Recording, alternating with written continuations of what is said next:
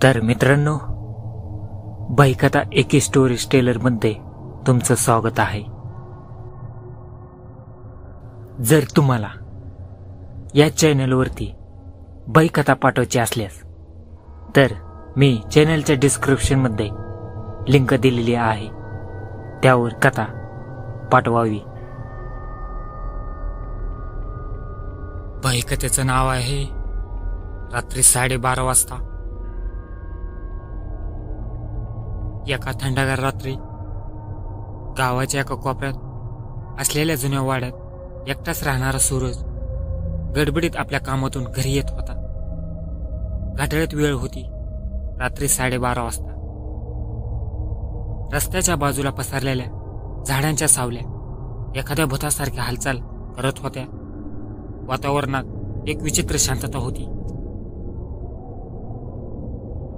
सूरजची गाडी अचानक थांबली. तो गाडीच्या इंजिनकडे पाहत असतानाच त्याच्या कानावर एक विचित्र आवाज आला. हा आवाज एखाद्या स्त्रीच्या रडण्यासारखा वाटत होता.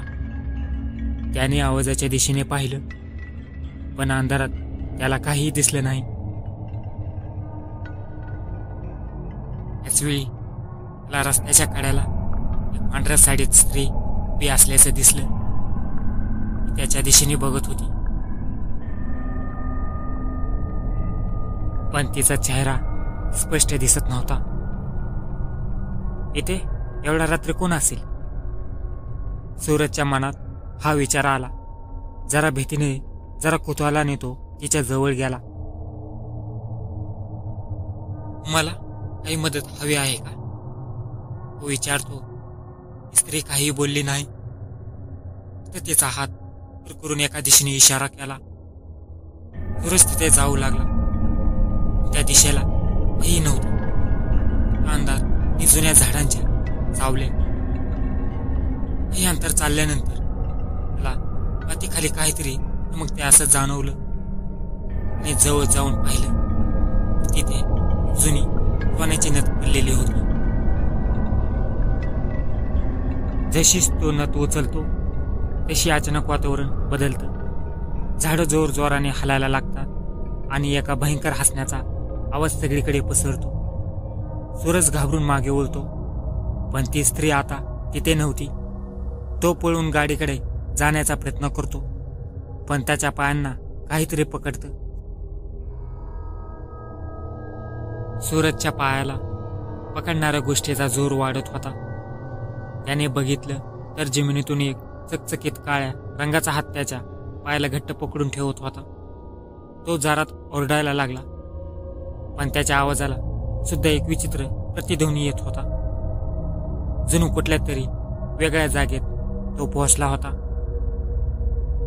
अखेरी प्रयत्न करत त्याने आपल्या सर्व ताकदीने पाय मोकळा केला आणि गाडीच्या दिशेने धावू लागला. पाय लटपटत होते, पण त्याने गाडीपर्यंत पोहोचायचा निर्धार केला होता. गाडीकडे पोहोचताच त्याने पटकन दरवाजा उघडला आणि आत शिरून गाडी सुरू करण्याचा प्रयत्न केला, पण गाडी सुरू होत नव्हती. तेवढ्यात गाडीच्या खिडकीवर एक जोराचा ठोका पडला. घाबरलेल्या सूरजने नजर वर केली तर खिडकीबाहेर तीच पांढऱ्या साडीतली स्त्री होती. पण आता तिचा चेहरा स्पष्ट दिसत होता. तिचे डोळे गडद लाल होते. तिच्या चेहऱ्यावर रक्ताचे वर्ण होते आणि तिच्या ओठावर एक विचित्र हास्य होतं. ती हळूहळू गाडीच्या आत शिरू पाहत होती. जणू काही दरवाजे बंद असूनही ती आत येणारच होती. सूरजने शेवटचा प्रयत्न केला आणि जोरात गाडी सुरू करण्यासाठी चावी वळवली. अचानक गाडी सुरू झाली. तो पायात रग आणून गाडी पुढे चालवू लागला. गाडी वेगाने पुढे जात होती, पण त्याला असं वाटत होतं की रस्ते कधीच संपणार नाहीत. अचानक त्याला रस्त्यावर एक मोठा खड्डा दिसला. त्याने गाडी थांबवण्याचा प्रयत्न केला, पण गाडीचा ब्रेक काम करत नव्हता.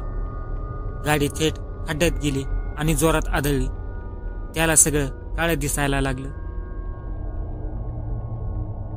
सकाळी गावातील लोक त्या ठिकाणी जमा झाले जिथे सूरजची गाडी आदळली होती.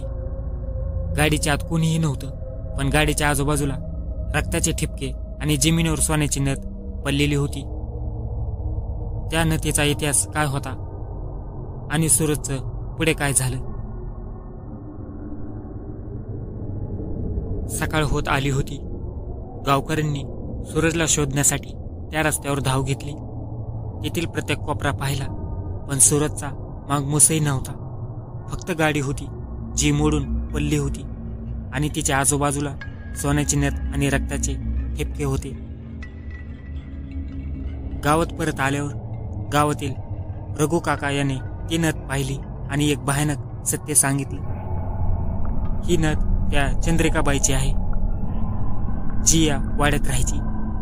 तिला तिच्या नवऱ्याने तिच्या लालसेमुळे ठार मारलं होतं आणि तिचं प्रेत याच रस्त्यावर पुरलं गेलं होतं. तेव्हापासून जो कोणी या नाथाला हात लावतो तो तिच्या सापळ्यात अडकतो. गावकरी हादरले. ते वाड्यापर्यंत गेले जिथे रघु काकांनी सूरजचा शोध घ्यायचा प्रयत्न केला. वाड्याच्या आत गेल्यावर त्यांनी तिथे एका कोपऱ्यात सूरजला सापडलं, पण तो जिवंत नव्हता. त्याचा चेहरा भयानक वृत्त झाला होता आणि त्याच्या हातात एक सोन्याची नथ होती. रघु काका त्याच्या मृतदेहाकडे बघत म्हणाले, ज्याने ही नथ उचलली त्याला चंद्रिकाबाई सोडत नाही. तिला तिच्या मृत्यूचा बदला घ्यायचा आहे आणि ती प्रत्येकाला तिच्या सापड्यात अडकवत राहणार जोपर्यंत कोणी तिच्या आत्म्याला शांती देत नाही.